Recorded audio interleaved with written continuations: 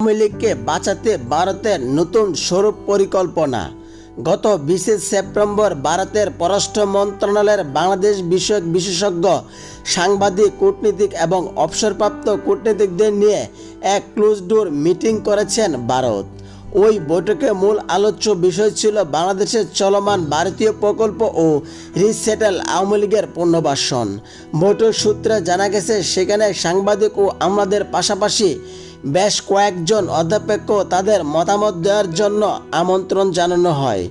বৈঠকে ছিলেন observer research foundation, Vivekananda foundation ও institute of defence studies and analysis প্রতিনিধিরা। ওই বৈঠকে এই মুহূর্তে বাংলাদেশের চলমান ভারতীয় প্রকল্পগুলো এর ব্যাপক জোর দিতে বলা হয়েছে।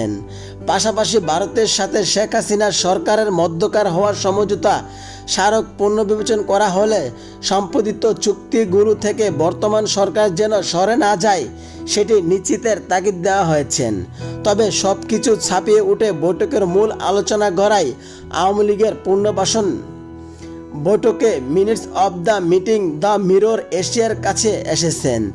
বৈঠকে উপস্থিত একজন প্রতিনিধি জানান, তারা ধারণ করেছেন 2 থেকে 3 বছরের মধ্যে নির্বাচন অনুষ্ঠিত হলে বিএনপির ক্ষমতায় আসার সম্ভাবনা প্রবল, কিন্তু বিএনপি ঠিকই 5 বছরের মধ্যে নানান অজয় প্রিয় কর্মকাণ্ড জড়িয়ে পড়বে।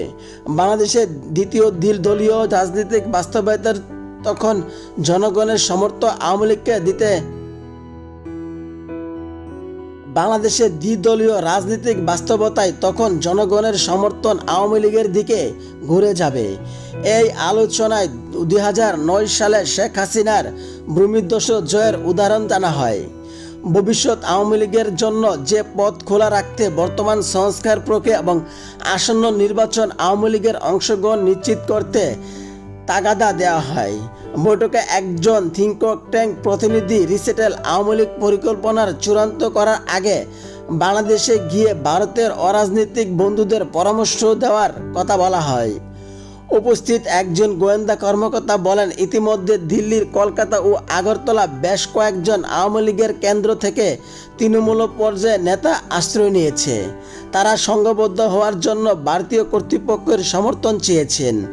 ভারতে আওয়ামী লীগকে রাজনৈতিক কর্মকাণ্ড করতে দেওয়া হবে কি না সে ব্যাপারে অল পার্টি পার্লামেন্টের কমিটি অনুমোদন লাগবে।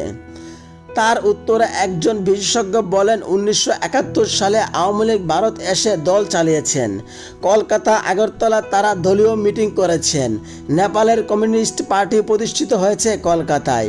তিনি দাবি করেন, প্রতিবেশী দেশের রাজনৈতিক দলগুলো সংকটকালে ভারতে দলীয় কর্মকাণ্ড করতে দেওয়া ইতিবাচক নতুন নয়।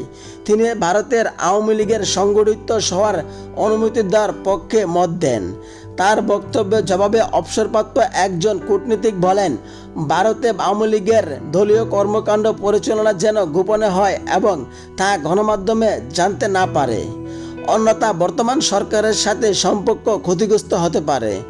অবসরপ্রাপ্ত ওই বাঙালি কূটনীতিক বলেন, হাসিনাকে 2014 সাল থেকে আমরা যে টিকিয়ে রেখেছি, এই অভিযোগ অস্বীকার করলেও আওয়ামী লীগ নেতাকর্মীরা তা বিরুদ্ধে বলে বেরিয়েছেন।